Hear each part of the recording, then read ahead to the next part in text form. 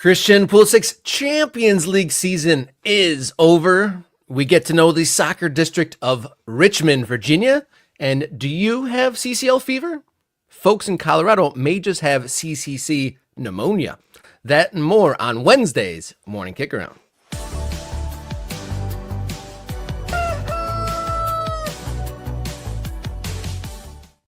Hello and welcome to the show. This is Morning Kickaround, where we cover the world's favorite game from the world's favorite country.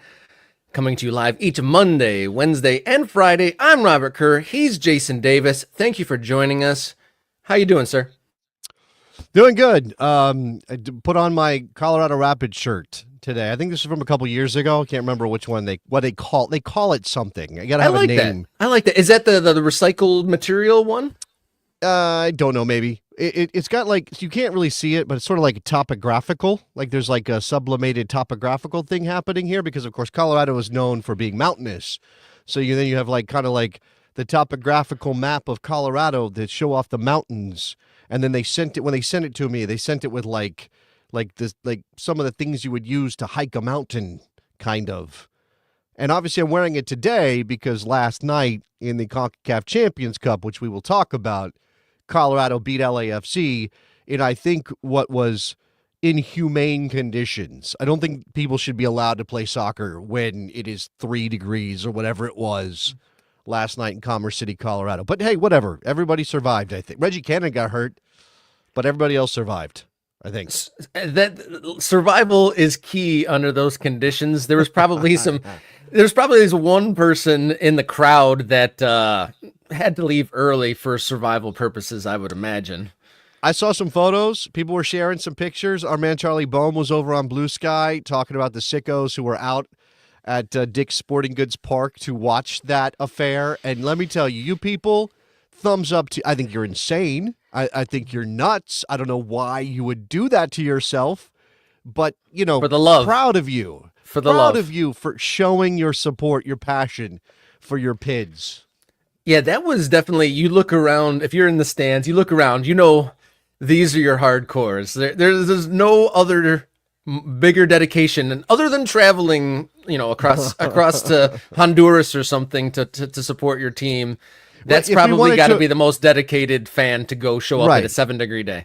Right. If we want to rank, you know, what actions as a fan indicate the most sort of insane level of support, I would say traveling to a war zone is probably number one. I wouldn't recommend it, but I guess the people that do it, if you know, oh, my team is playing in a place where there's an ongoing issue between nations, or there's a threat of potential bodily harm, that would be number one. I don't advise it. Number two would probably be this, right? What else would be on this level? No, I don't know that there would be anything on this level. War zone, other side of planet, sub-zero temperatures are about the height. Like, if it's like, oh, my team is playing in Asia in a preseason tournament or something, and you fly, 18 hours, you're comfortable. You're relatively possibly safe. Comfortable. Well, okay, possibly comfortable. It's a pain in the, to fly that far, and you're going to, you have to deal with the time zone stuff. But if you're not going to a place where there, again, is some sort of active war happening, you're probably going to be bodily safe.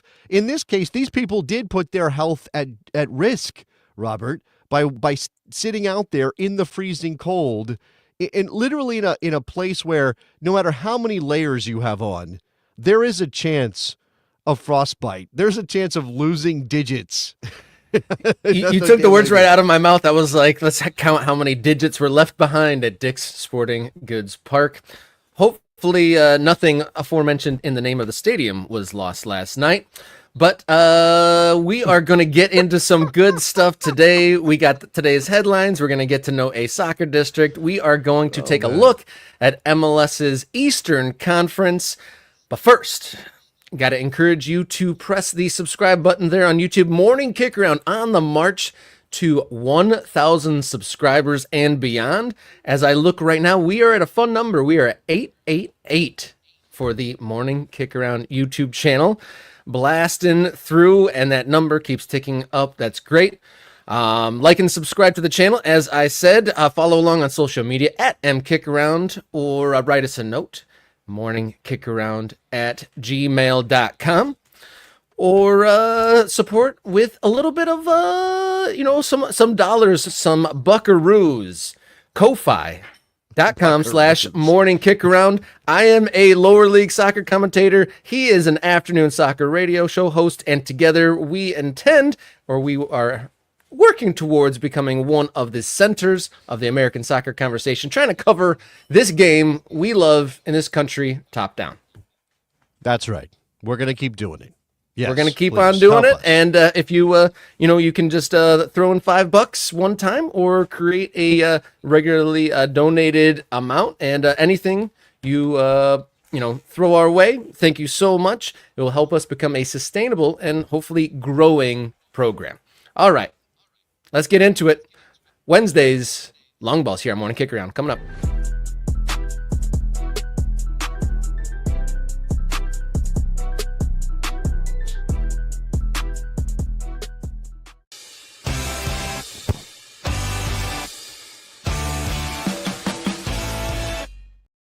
Long balls here on Wednesday, February 19th. Leading the way, two Major League Soccer teams began their 2025 competitive calendar last night. It wasn't quite CCL fever, but more like CCC cold and flu, as Colorado defeated LAFC 2-1 in the first leg of the opening round of the newly named CONCACAF Champions Cup. My name's Robert. He's Jason. Were you able to tune in to the first competitive Major League Soccer club-related competition last night? That's the question. Was I able to tune in? Okay, so what did you make of the game? It was on late. You're on the East Coast. It was in the mountains. It was in the mountains. It was in the mountain time zone, and therefore on fairly late for me. I took in a little bit of it. I took in as much as I could. It's not the most attractive product. I mean, as we mentioned, it was insanely cold in Colorado. The pitch, have you ever played soccer, or any sport for that matter, on a frozen field, Robert? It's not fun. Everything hurts. I have. I'm not sure if they have any sort of ground level heating there in Colorado. I can't imagine. Does that Dick's Sporting Goods Park have heated pitch system at all?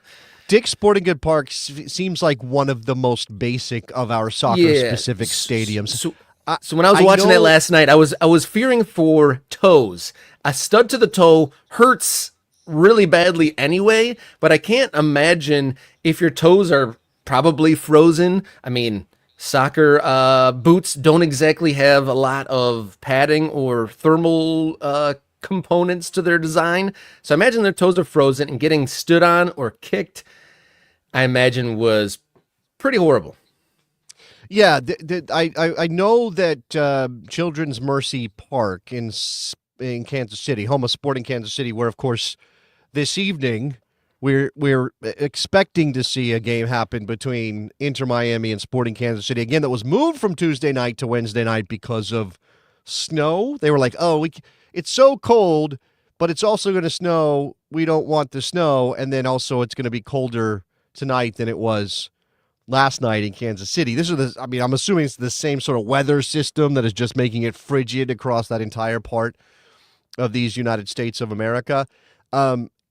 Yeah, it did not look like they were enjoying any of the modern technology that could help warm them last night. I saw a picture of Olivier Giroud, and he looked about as miserable as a person can look. And of course, but at least the players get to run around and be active and get their body temperature up a little bit. But fans, I mean, unless they're really jumping around and doing jumping jacks in the stands or something, hopefully no lost digits, like you said.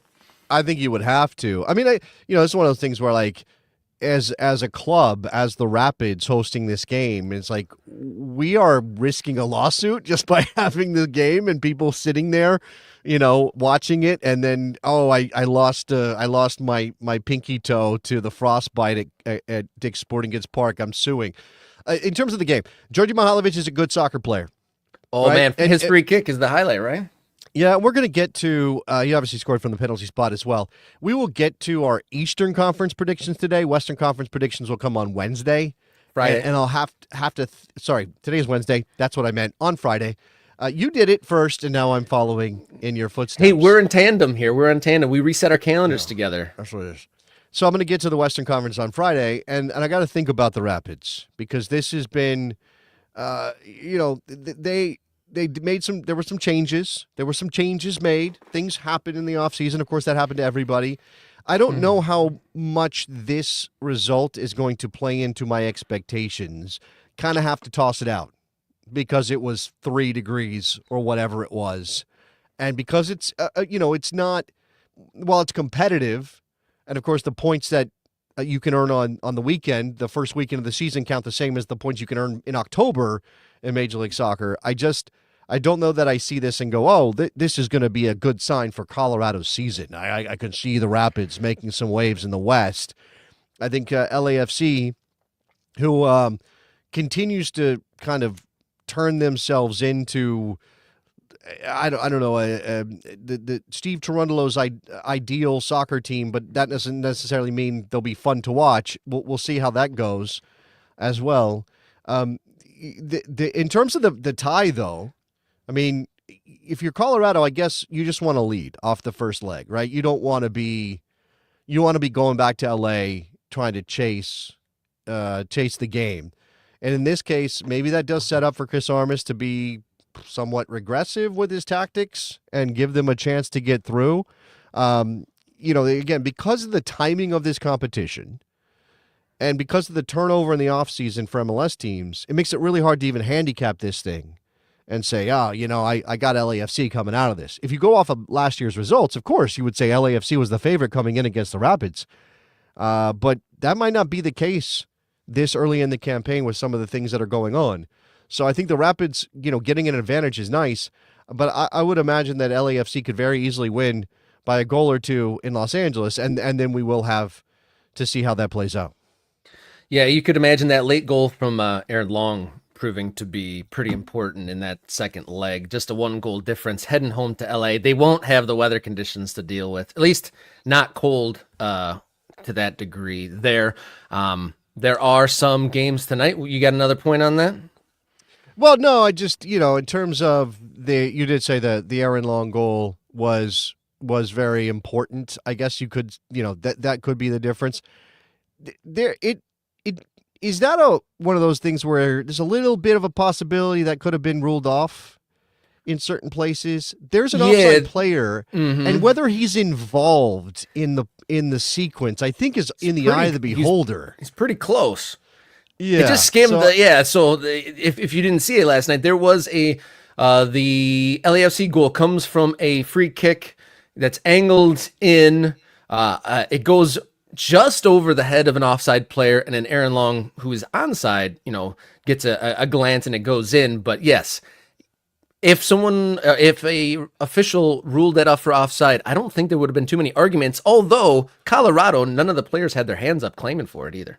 Well, I just think they were so cold they couldn't lift their hands. Is probably what was going on there. They're keeping their arms in.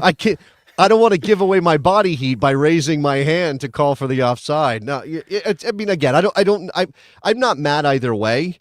It is one of those things where you look at it and go, oh, well, there was definitely an offside player, and it's not impossible to argue he had an impact flashing in front of the player who eventually gets the touch that scores the goal. It's a thing. Yeah. Were the players like running with their arms like kind of T-Rex style, just trying to keep just rubbing themselves to keep warm the whole time? Well, we'll see. Another cold weather game coming tonight. Inter Miami, the rescheduled game in Kansas City. We'll see if that delay, it doesn't seem like it's going to provide much better conditions, but there are also a couple other Major League Soccer teams in action going abroad. Salt Lake going down to San Jose, Costa Rica to face Club Sport Herediano. And then it's FC Cincinnati going to Honduras to play FC Matagua. So interesting to see MLS teams travel. Always like to see them challenged outside of the friendly confines of North America. We'll see how that turns out. Moving along, long ball number 2 here on Wednesday, February 19th. Christian Pulisic, his Champions League campaign is done and dusted. A 1-1 draw yesterday and 2-1 loss on aggregate. His Christian Pulisic's AC Milan falls to Feyenoord.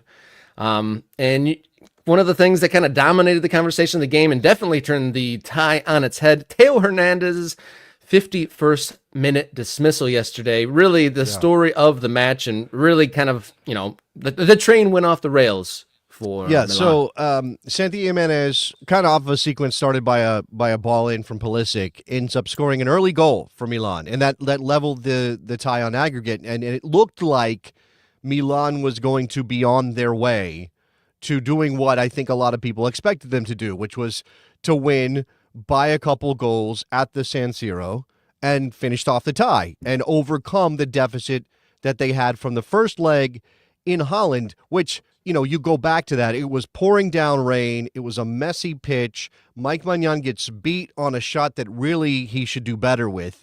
And you kind of felt like, okay, well, will that come back to bite them? And sure enough, it did, but only because Theo Hernandez decided to be un idiota. Like, he decided to do something incredibly stupid, which was, after already picking up a yellow card in the first half, going down in the box with no contact, trying to buy himself a penalty.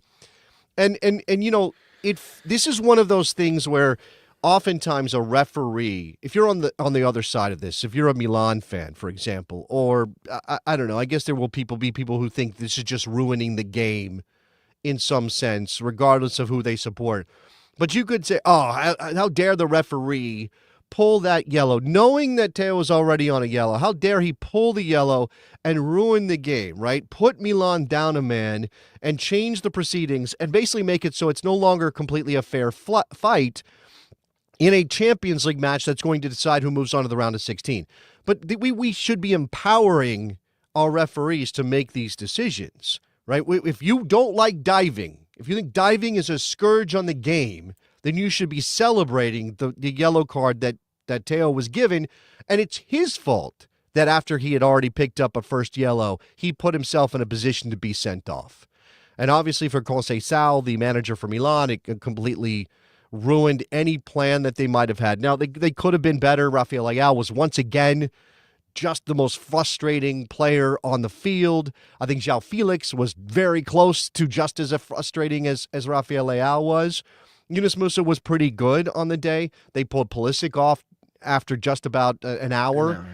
I think that was mainly, that was tactical because they were at that point, again, down a man and trying to figure it out. The goal came after Pulisic was taken off.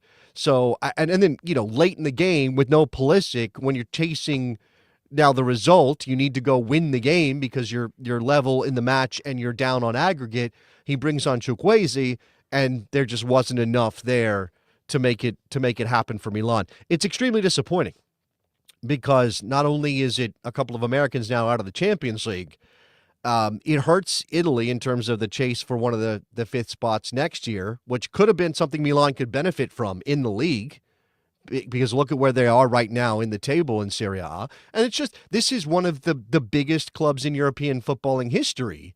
And to be knocked out at this phase by Feyenoord, no offense to Feyenoord, is disappointing. Oh, we should also note that the guy who executed the coup de grace in this match is a former MLS player, Philadelphia Union, Inter Miami man, Julian Carranza, who scores for the team that just sold their starting forward, Santiago Jimenez, to Milan, who scored in the game, but obviously gets knocked out by his old team in the Champions League in his first season in Milan. There's storylines on top of storylines.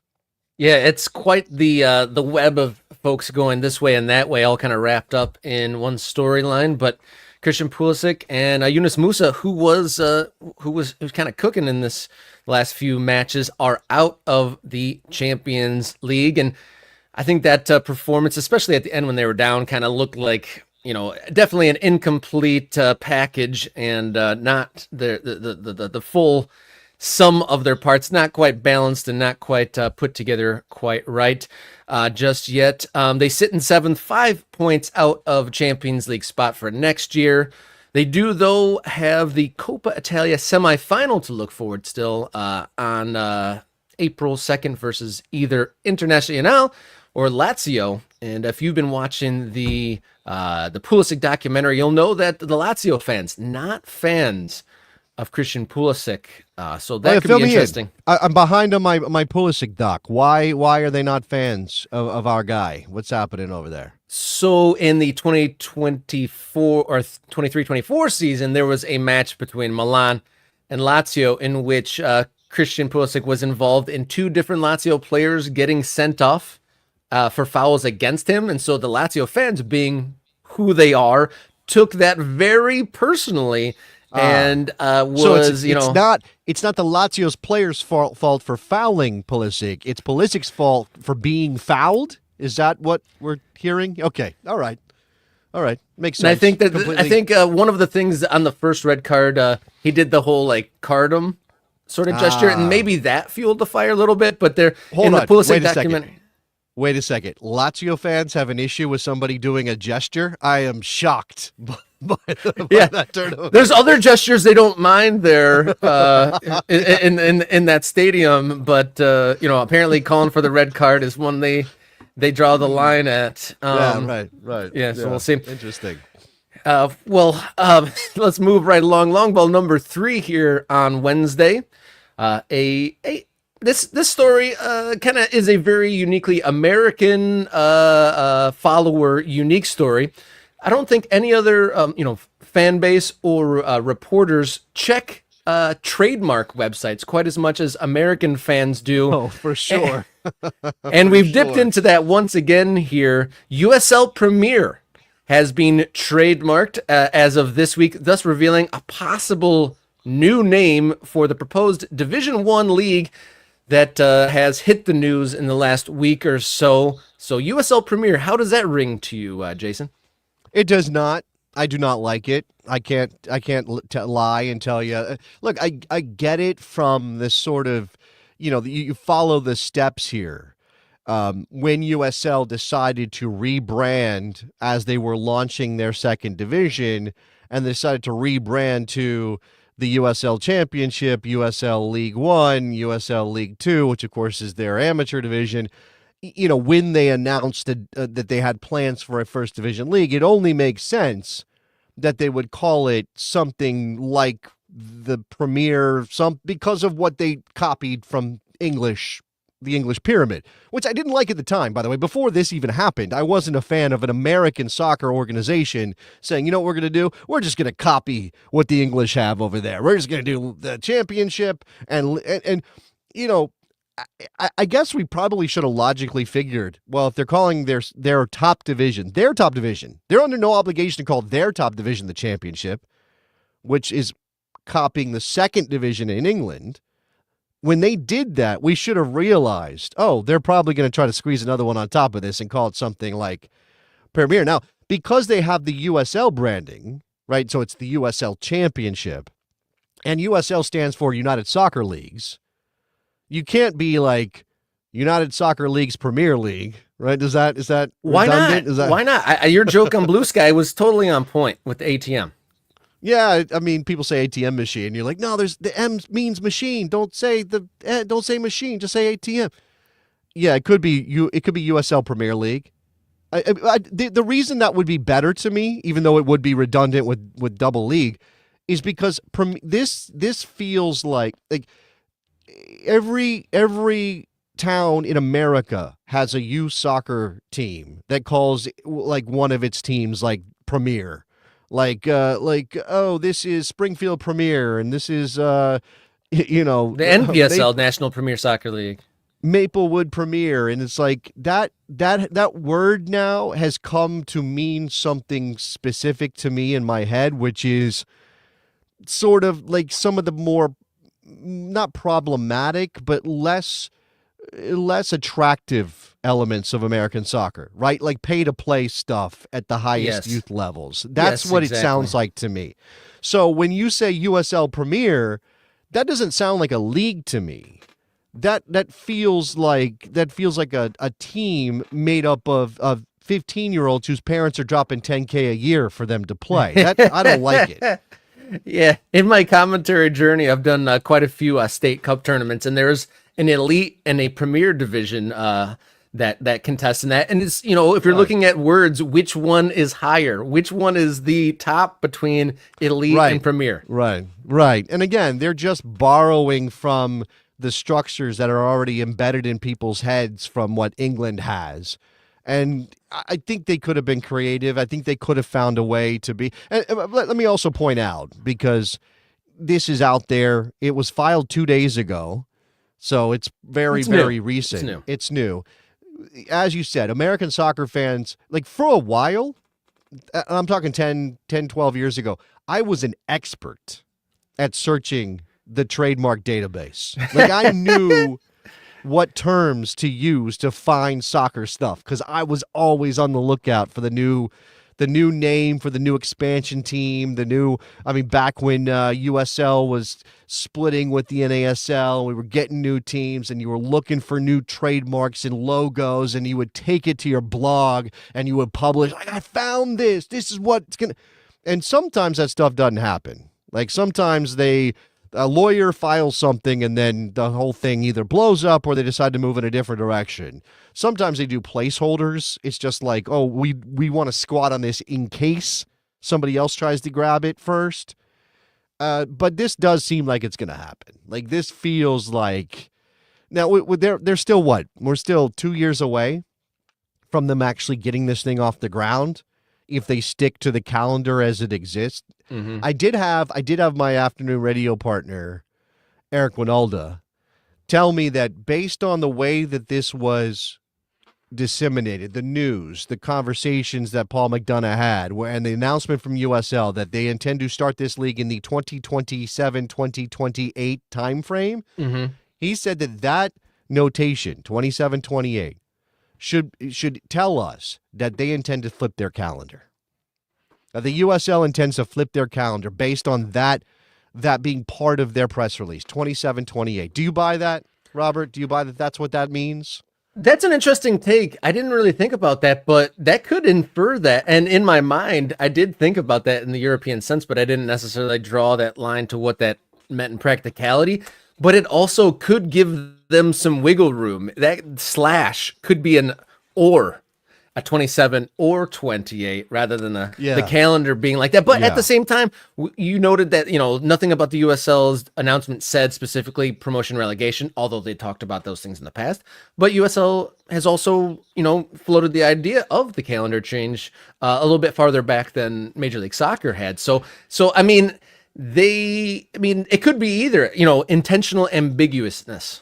Yeah, look, I think what USL has done over the last 5 years or so is throw out various bits of chum for American soccer fans. Yeah, like they're chugging along on their little boat and they're just tossing out calendar change, promotion relegation. Like they're just doing this stuff, and it doesn't mean that they don't intend one day to get there or that these aren't real ideas that they think could benefit their competitions, their business, right? We talked about this. USL is ultimately a business. But until they actually stop the boat, anchor the thing, and make one of these moves, it's really hard to buy that these things are happening. How long has it been since we heard that they were considering promotion and relegation? Now, if I'm not mistaken, and I don't have any reports on this, but if I'm not mistaken, the United Soccer Leagues just had one of those meetings where all the people in charge get together. So there could be some developments out of that. There could be we're announcing some intention to move forward on X idea or Y idea. But that is still that's still out there. I haven't seen any developments. I haven't seen any reports. I haven't seen them say, we took a vote. Pro-Rel is coming. That is when we need to. That's when we see that, we will really know that those things are serious. Instead of just they're just feeding us little bits to keep us coming along, right? and a listener base that knows some things about USL, some viewers. And Nicholas Murray, he works for the USL. Shout out to Nicholas.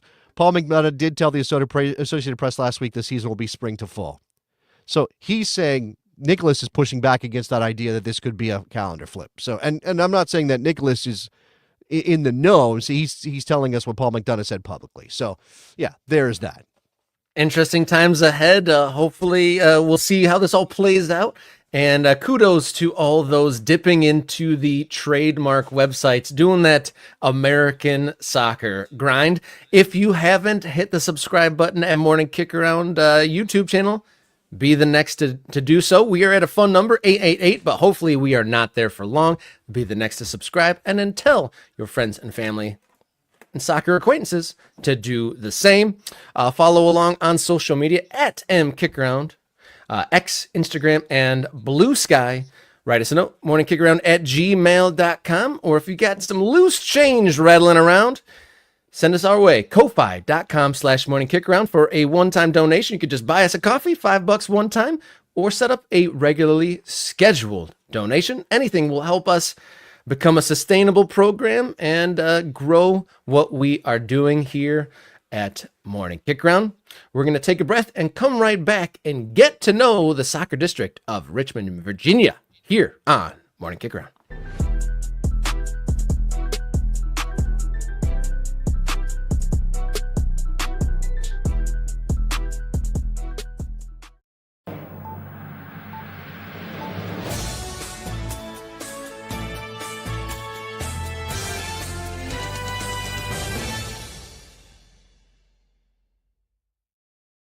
Welcome in to Get to Know Your District, the segment here on Morning Kickaround where we scour our fine country to learn all the soccer stories and what's going on the ground in various soccer districts across the country.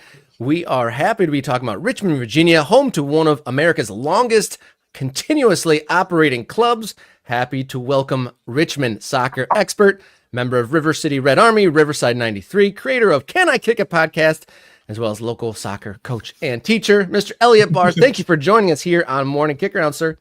Hey, how are you guys doing? I hope everything's going well with you guys. I am enjoying a mini snowstorm. So me and my wife are both using the office because we're both teachers. So we've been doing lesson planning all day. So it's fun. Well, we're happy to have a snow day there in Richmond so that we get to have you on the show live. Thank you so much. You're rocking the Richmond Kickers kit, I see. Yeah, so this is last year's jersey. This one is very special because the year before that, they had a black and red jersey and tried to say that it was red. So if you know the Kickers, we love red. So they went back to the classic red jersey, and now it's a throwback because we'd have changed the logo. So I have a throwback kit now. Yeah, the logo change. We might get to that, Elliot. First of all, thank you for coming on the show. I've been working on this for a little while. This is what Get to Know Your District is about, to get people that are on the ground in places like Richmond to tell us what's going on. I want to know your soccer story before we dive into Richmond a little bit, Elliot. Tell us where you come from in soccer, why you are who you are when it comes to Richmond soccer.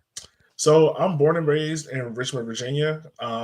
So where I went to elementary school at, John B. Kerry Elementary, shout out to the Cougars, is literally less than a football field away from City Stadium where the Richmond Kickers play at. Real quick background on City Stadium. City Stadium is like a famous stadium here in the city of Richmond. My mom was pom queen. She got named pom queen in that stadium in 1978. Wow. My dad played in the Armstrong Miguel Walker Classic, which is two prominent black high schools in the city of Richmond. He played in that game in 1974. And my brother played in the All City Classic in 2012. So that stadium means a lot to my family. So yeah, I went to John B. Kerr Elementary. I started playing soccer there. I was always the bigger kid, but I had the best hands. So there was like, hey, we're going to put you in goalie. So I started playing goalie. And then if you know, growing up in the South, a big black boy, they're like, oh, you're going to now play on the offensive line. I made the transition to the other football, played that for a while. I tried to get back into it in high school, but our high school team wasn't really good. It was kind of just a way of how to keep the Hispanic students and the African students and like, oh, hey, here's something for y'all to do. So it wasn't really like our defensive coordinator was the head coach of our soccer team. So it was just conditioning for football. Like it wasn't no real tactics or anything like that. And then went to college, went to Virginia State University, and my roommate across the hall was from the Netherlands. And he had this flag up with the 3 X's on it. So I asked him what it was, and he said he's an Ajax supporter. So I vividly remember it. My very first true soccer memory where I was like, oh, this is a cool sport, was the 2010 UEFA Champions League final. And we're watching it on like this dingy, maybe 32-inch TV, and seeing Inter Milan and Bayern Munich. And then I went home for that summer and watched the World Cup. I didn't really get hooked on it till maybe after I graduated and then watched the 2014 World Cup, where I thought Louis Van Gaal and like that was the first game I watched, was the Louis Van Gaal and the Robert Van Persie goal. And then I found out they were both going to Manchester United. I was like, oh, this is great. And you see how things have been since then. But as far as my Richmond Kickers journey gone, I started working at the YMCA. They were giving us free tickets to go to games, and I had nothing to do, so I started going to games. Got really immersed in it, and I've been covering the team since 2019 because there weren't really any local coverage here. So I took it upon myself, me and my good friend Shanier, who now lives in Minnesota.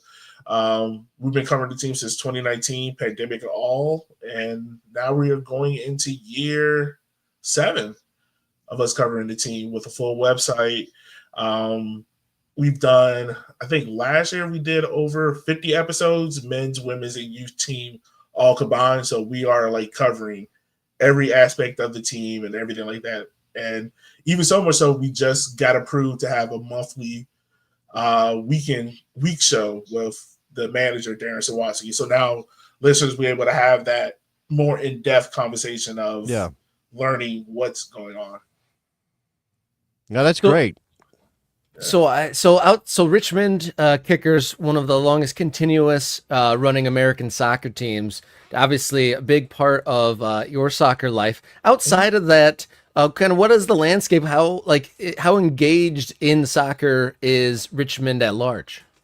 I would say it's very engaged. Like you'll find obviously, Premier League soccer. You find a lot of Premier League soccer clubs here. But I say Richmond is unique in the sense of we care a lot more about what's going on in the community. Like there's a big DC United contingent, obviously, with Richmond fans going up there. Even so much so that the motto for the group here in here in Richmond, is that every game's a road game. Because literally, like we have to travel 2.5 hours up to DC United every time.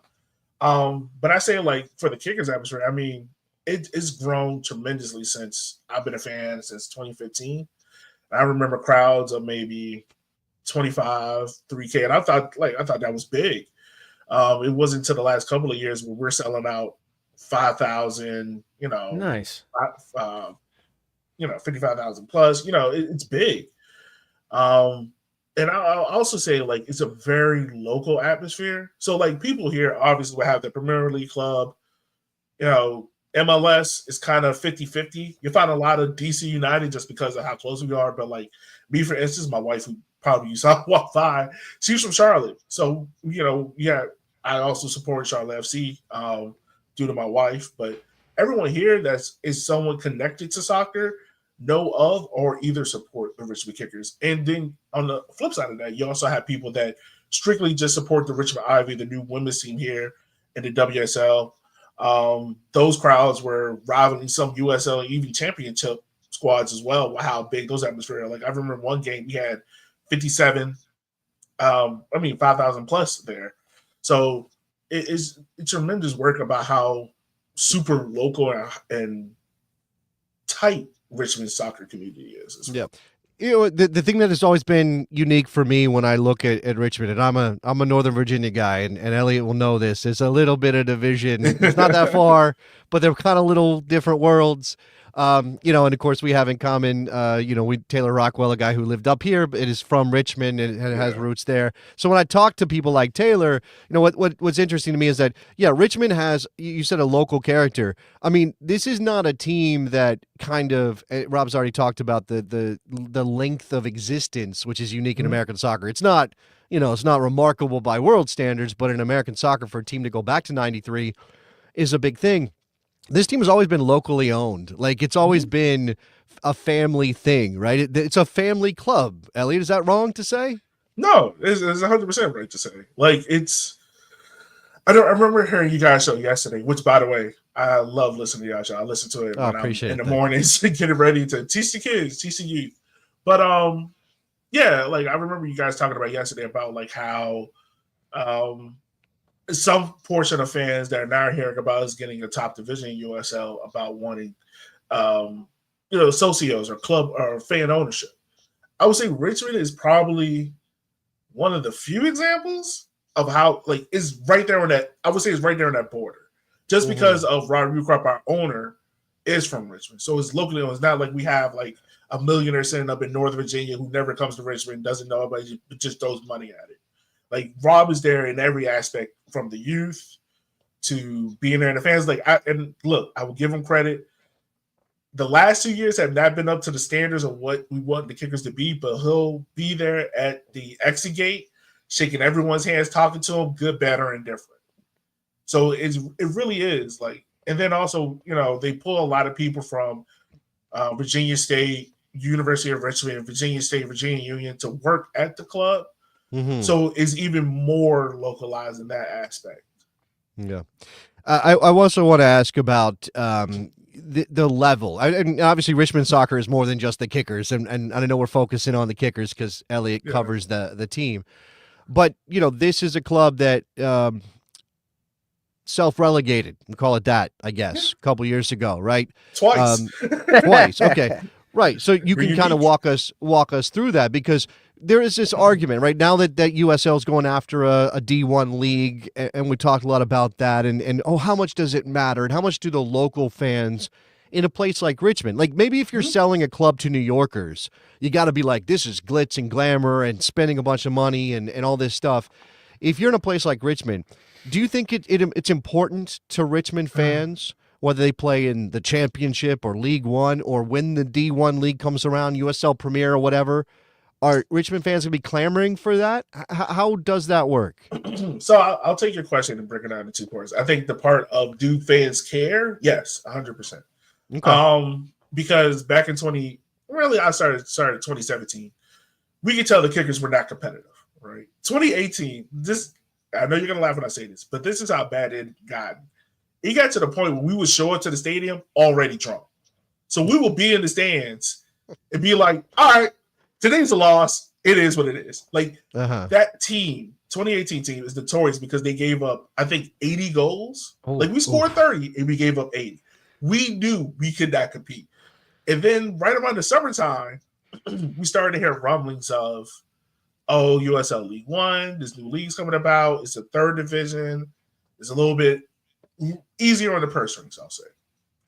And Richmond's not we know we can't compete financially with like the likes of Louisville City, Sacramento. We couldn't, just because the way how the soccer landscape was changing.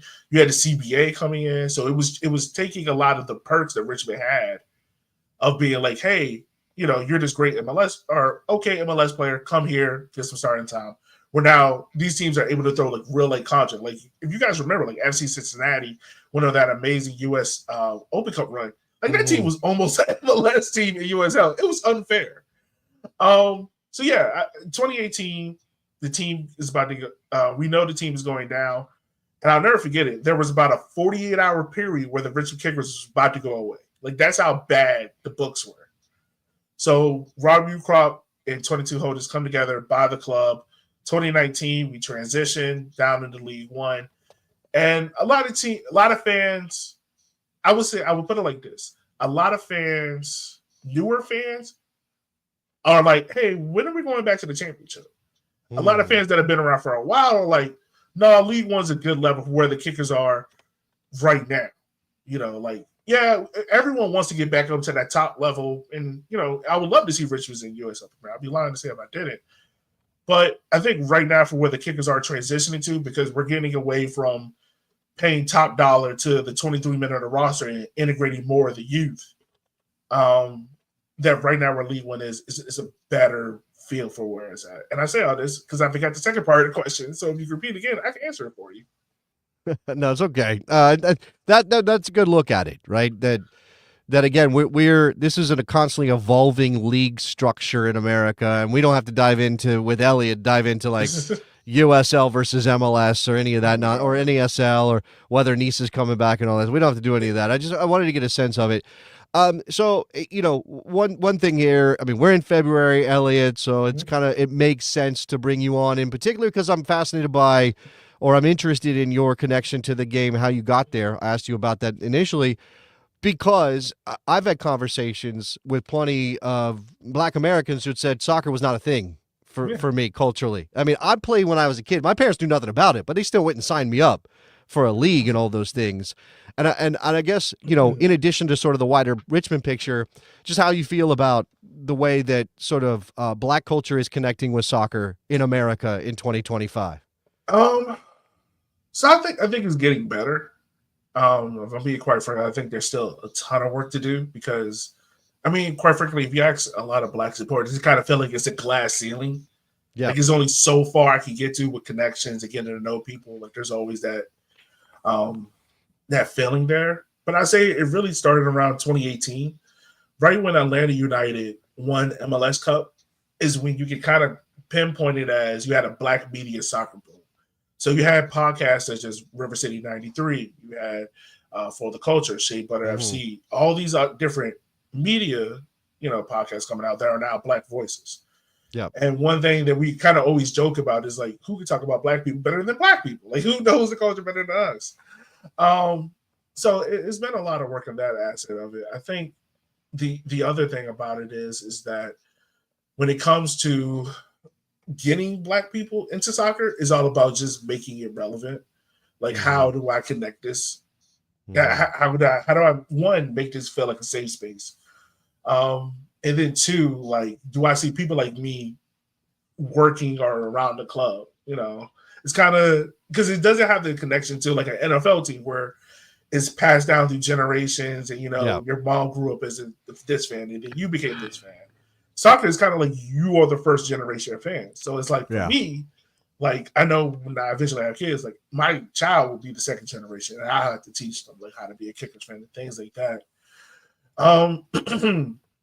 So I think like all the work that, you're seeing also with some of the Black supporter groups that are coming around, from Black Diamonds out of New Mexico United, or Featherstone up in Madison and whatnot, or the Comets out of LA Galaxy. It's an extra layer of work that we have to do because, we always get hit back with the rhetoric of, well, why do we need a Black supporters group? Why can't you just join the regular supporters group? Why can't you? And I will push back on that. It's just as a safe thing. Like, I want to have a safe space where I'm allowed to be me and be around people that understand me. And that also are like, oh, hey, like, I see that you enjoy the sport as well, and making a welcoming experience. Right. Yeah. It's great to hear that. Well, I'm sorry. I just want to tag this a little bit. I know my brain. Sorry, my apologies. But we already, as Americans, we already have to explain ourselves as soccer fans. Like, oh, you're American and you like soccer. What's that about? And then again, it's like an extra layer of that on top of what you're already dealing with. So, interesting insight. No, yeah. Like, I'll tell you a funny story. So, it was a reporter in Germany who was looking to cover like other teams that are named Kickers. So he reached out to me. The guy had no idea that I was a Black guy. He thought I was white because of my name and because I cover soccer. So we hop on a video chat. And when he sees my face, he's like, oh. Like, you can tell that he was shocked for a second. Yeah, he froze for a second because he didn't realize, like, oh, this big Black guy. He's over there. So, but it was just funny in that aspect. But yeah, it's a lot of, I have to explain, even to my friends, my friends of 20 plus years, like, I have to explain to them, like, no, I cover soccer, I started my own podcast, things like that. It's not weird. It's not weird. It's not. Like, I do this because I actually want to do it. That's right.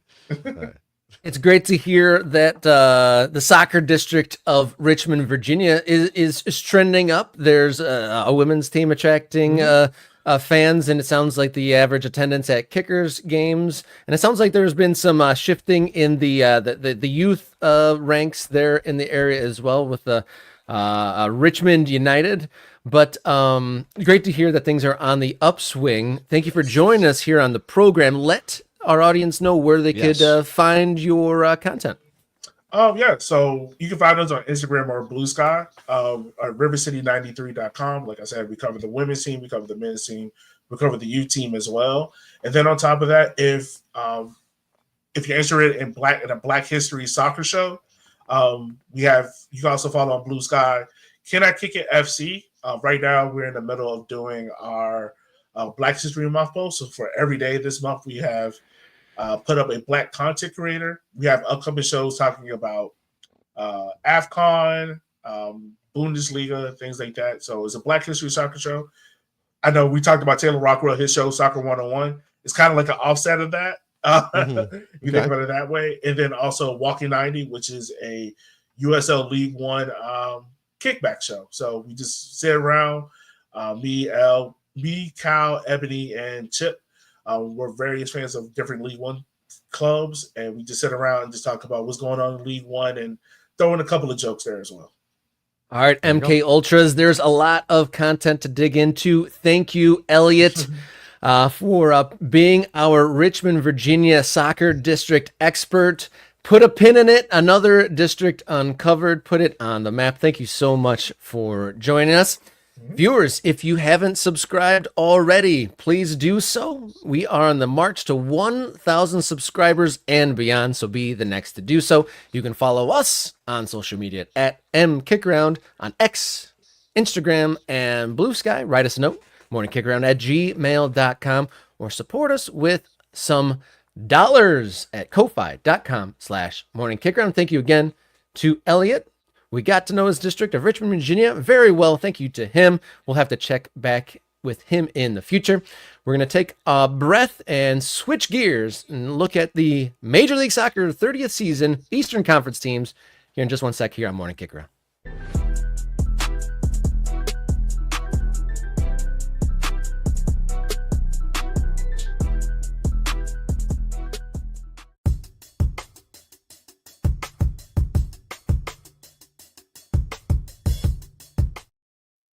All right, the big question here on Wednesday, February 19th, 2025, just a few days away from Major League Soccer's kickoff weekend, the 30th season for the existing Division I league here in the United States.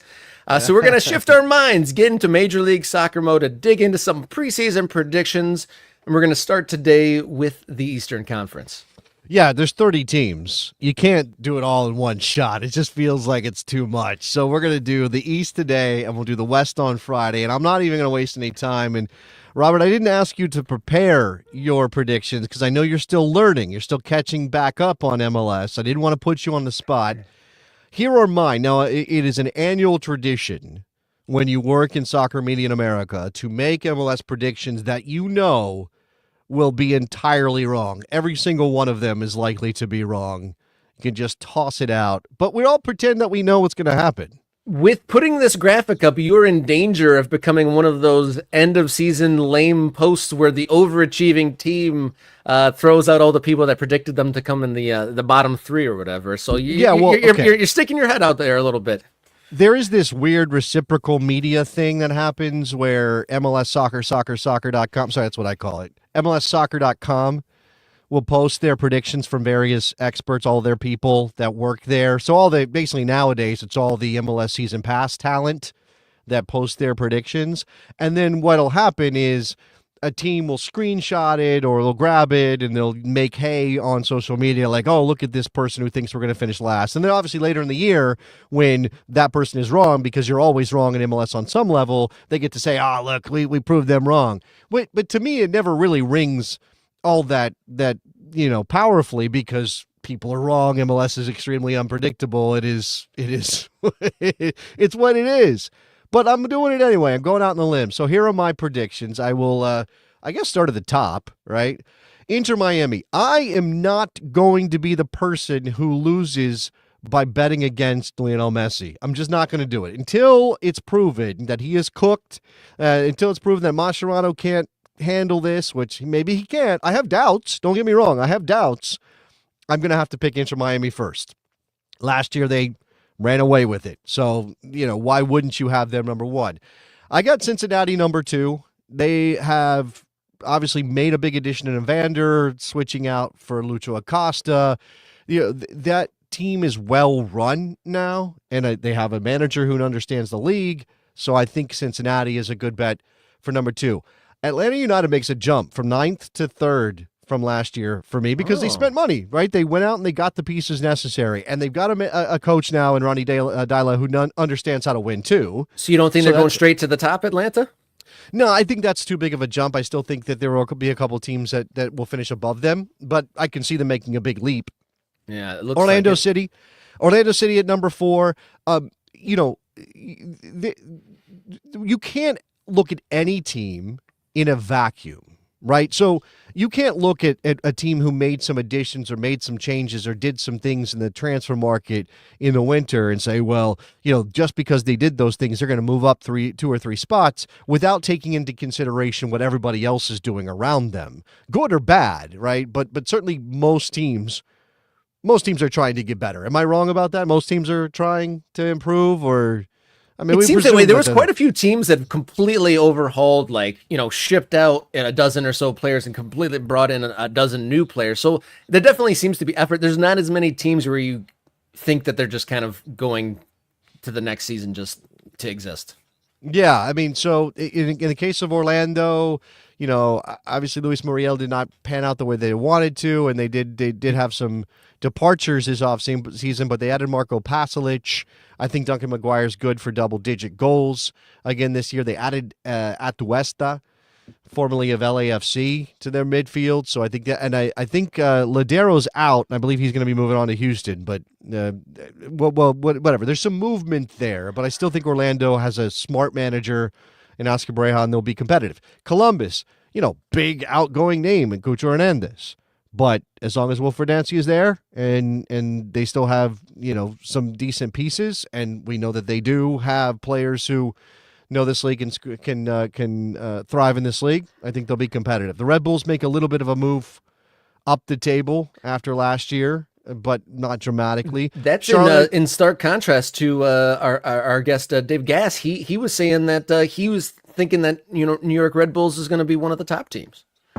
No, I think, stark contrast. Again, we're talking about an issue of 5, 6, 7 points, depending on how the season plays out. Could Inter Miami run away with it again? Sure, but from 2nd to 6th could be 5 or 6 points in the end. So this is why probably I'm going to be wrong, right? Because, you just 1 or 2 victories, 1 or 2 different results, and things switch a little bit. Columbus in 5th here.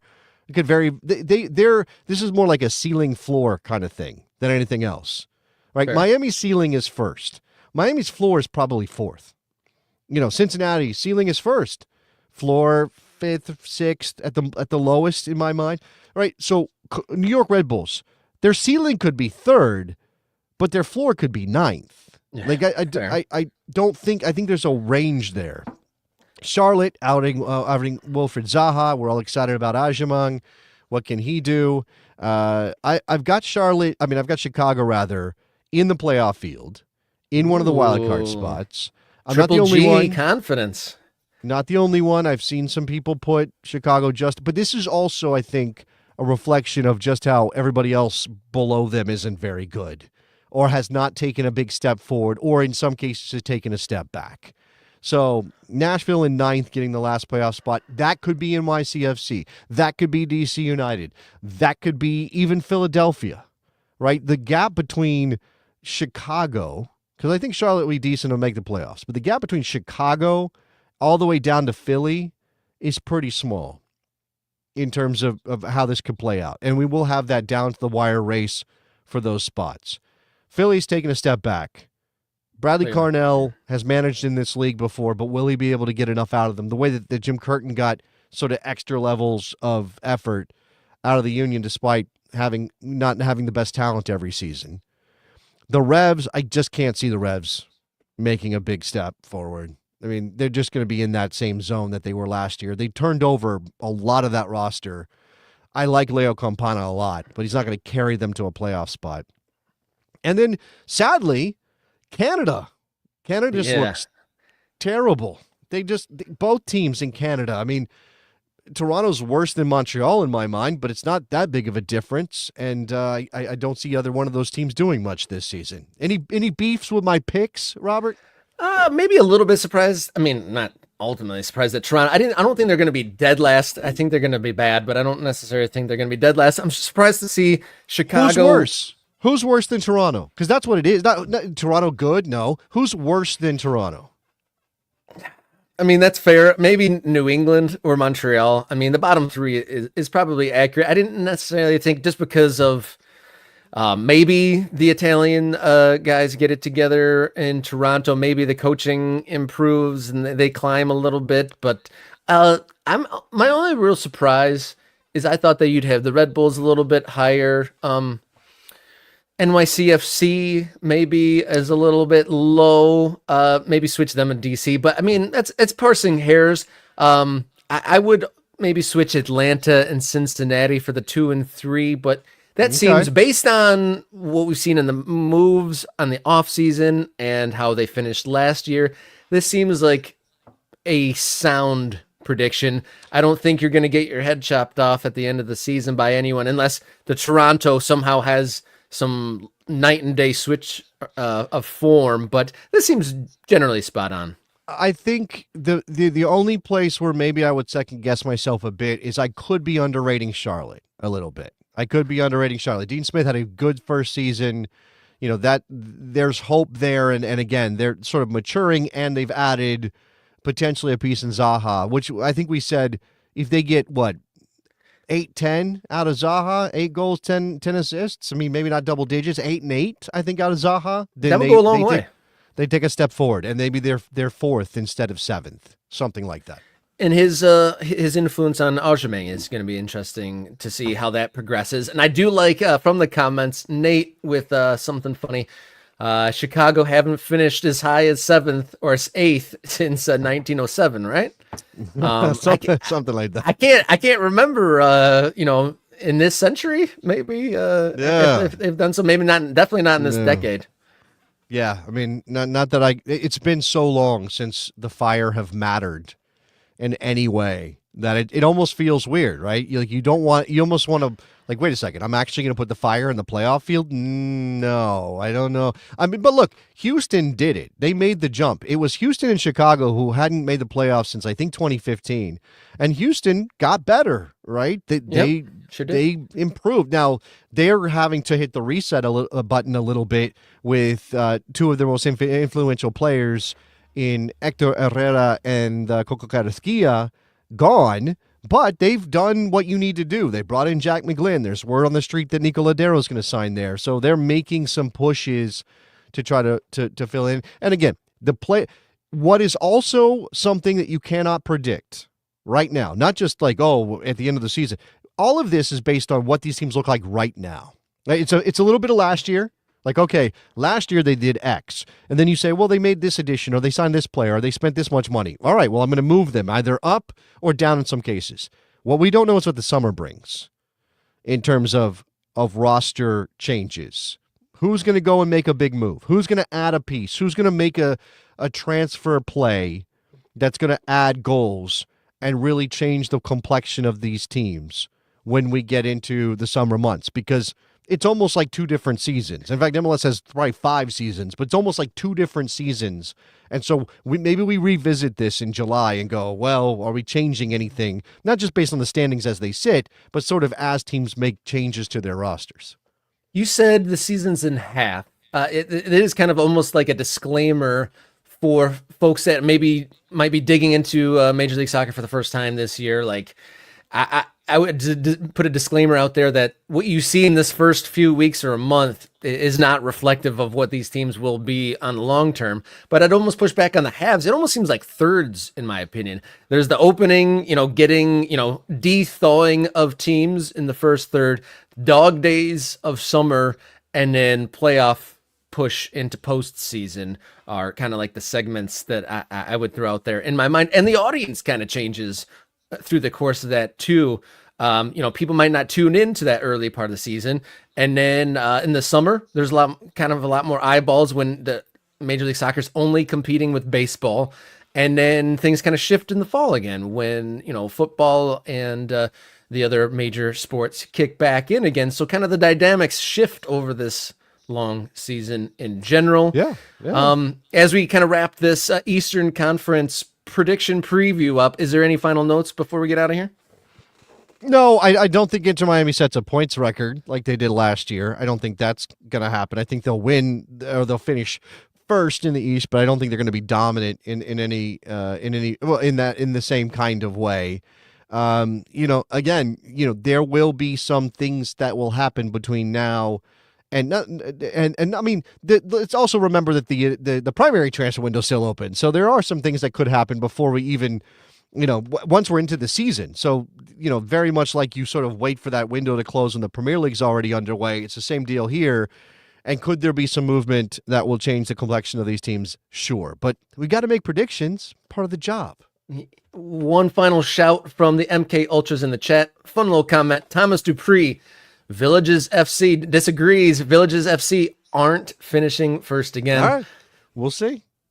I mean, again, bet against Messi at your own risk. I get it. I understand why. I said I have concerns. How will Mascherano handle this? Agree. Will the bodies hold up? Will the Busquets and the Messis and the Suarezes hold up? Those are real, legitimate things for Miami to worry about.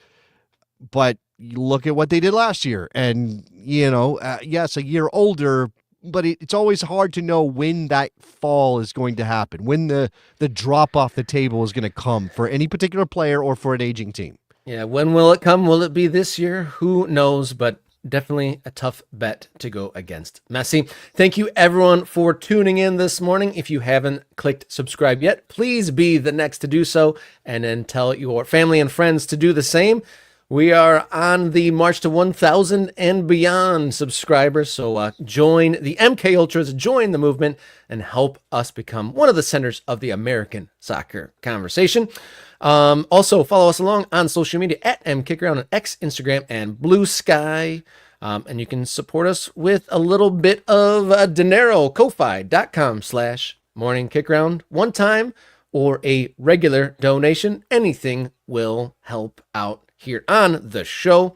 All right, full afternoon of soccer games today, and we will come back on Friday to talk about that and more on Morning Kickaround. Until then, enjoy your soccer.